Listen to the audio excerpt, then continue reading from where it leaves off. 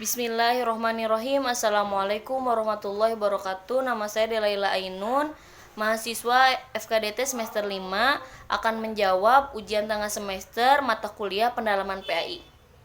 Untuk soal yang pertama yaitu demonstrasikanlah bacaan ayat Al-Quran tentang mujahadatun nafsi, uhuwah, dan husnuzon.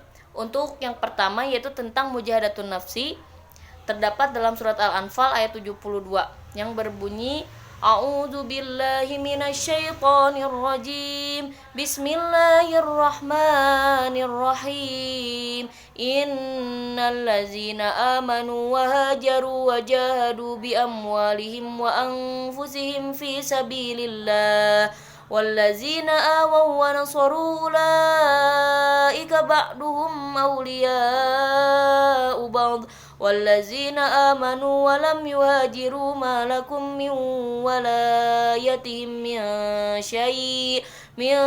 syai'in hatta yuhajiru wa in istansarukum fid dini fa'alaikumun nasru illa ala qaumin bainakum wa bainahum mitsaq wallahu bima ta'maluna basir, yang artinya sesungguhnya orang-orang yang beriman dan berhijrah serta berjihad dengan harta dan jiwanya pada jalan Allah, dan orang-orang yang memberikan tempat kediaman dan pertolongan, mereka itu satu sama lain saling melindungi.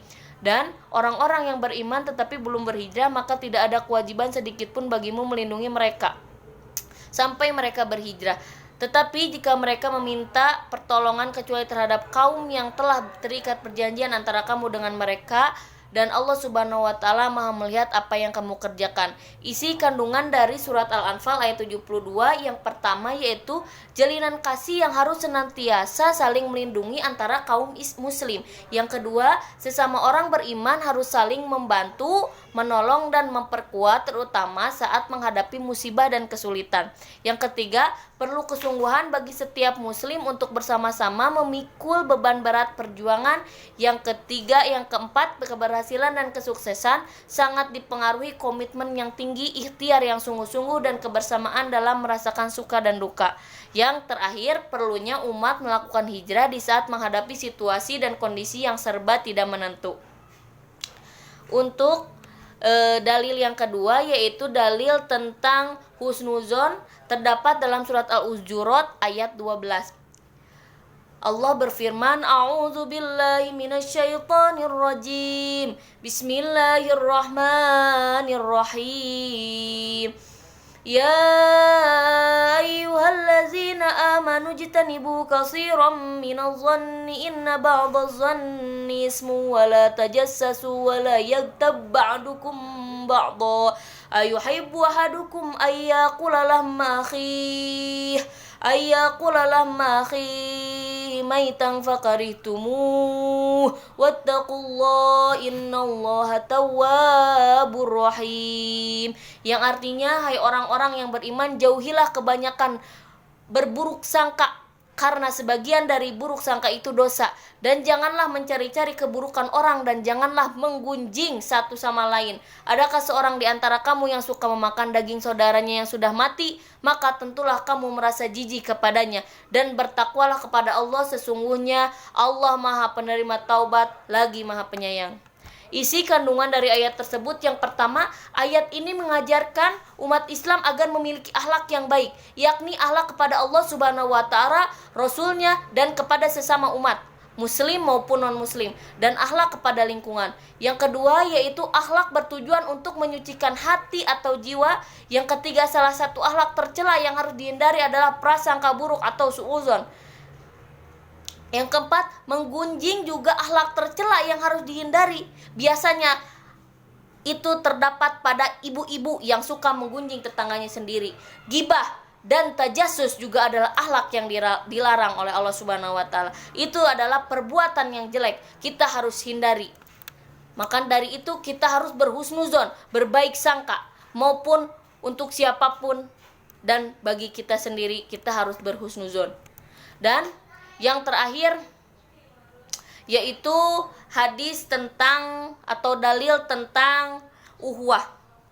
Terdapat dalam surat Al-Hujurat ayat 10 yang Allah berfirman, "Innamal mu'minuna ikhwatun faslihu baina akhawaykum wattaqullaha la'allakum turhamun." Artinya, orang-orang beriman itu sesungguhnya bersaudara. Sebab itu damaikanlah, perbaikilah hubungan antara kedua saudaramu itu, dan takutlah kepada Allah supaya kamu mendapat rahmat. Isi kandungan ayat surat Al-Hujurat ayat 10, yaitu ayat ini merupakan rangkaian ayat akhlak yang harus menjadi landasan dalam menata keluarga dan masyarakat. Semua orang beriman itu bersaudara. Ukhuwah Islamiyah harus dijalin secara kokoh dan kuat sehingga pihak lain akan segan atau gentar menghadapi umat muslim. Ukhuwah Islamiyah tidak bersifat sempit tapi luas tanpa ada batas negara. Begitu. Untuk pertanyaan kedua, yaitu menganalisis makna ayat yang dimaksud. Yang pertama yaitu Quran surat Al-Isra ayat 32. Allah berfirman, "Wala taqrabuz zina innahu kana fahisyatan wa sa'a sabila." Yang artinya, dan janganlah kamu mendekati zina, sesungguhnya zina itu adalah sesuatu perbuatan yang keji dan suatu jalan yang buruk. Tafsir Quran surat Al-Isra ayat 32, kalian jangan mendekati zina karena dan zina itu segala pemicu dari semuanya. Mau mabok, mau semuanya itu awalnya dari zina. Supaya kalian tidak terjerumus ke dalamnya, itu adalah perbuatan yang benar-benar buruk. Zina tuh kayak gimana? Zina tuh satu, berpacaran, berdua-duaan, nonton bareng. Itu adalah zina, perbuatan zina. Kamu jangan mendekati itu, karena itu adalah dosa besar. Wala taqrabuz zina, dan janganlah kamu mendekati zina. Untuk Quran surat yang kedua yaitu surat An-Nur ayat kedua yang berbunyi, Bismillahirrahmanirrahim. Az-zaniyatu waz-zani fajridu kulla wahidin minhuma mi'ata jaldah wa la takhuzkum bihima rafatun fi dinillahi in kuntum tu'minuna billahi wal yawmil akhir wal yashhad 'azabahuma ta'ifatum minal mu'minin. Artinya, perempuan yang berzina dan laki-laki yang berzina, maka deralah tiap seseorang dari keduanya 100 kali dera. Maksudnya 100 kali dera itu 100 kali cambukan. Dan janganlah belas kasihan kepada keduanya, mencegah kamu untuk menjalankan agama Allah jika kamu beriman kepada Allah dan hari akhirat, dan hendaklah hukuman itu disaksikan oleh sekumpulan orang-orang yang beriman. Maksud dari arti tersebut yaitu wanita penzina, mau laki-laki mau perempuan yang belum melaksanakan pernikahan, itu adalah zina. Berdua-duaan itu adalah zina. Hukuman masing-masing mereka 100 cambukan. Bagaimana untuk sekarang beri motor berduaan, boncengan, sunyoto, nona sujud, nojos tonggong, gitu kan gak boleh. Itu adalah zina, perbuatan yang buruk. Kita sudah pasti masuk neraka kalau kamu suka berbuat zina, gitu ya. Untuk pertanyaan yang ketiga yaitu tentang malaikat. Kenapa malaikat harus ada 10? Karena dalam Al-Quran hanya ada 10 malaikat yang disebutkan, walaupun Allah menciptakan banyak sekali malaikat. Ada hikmah apa sih mengimani malaikat?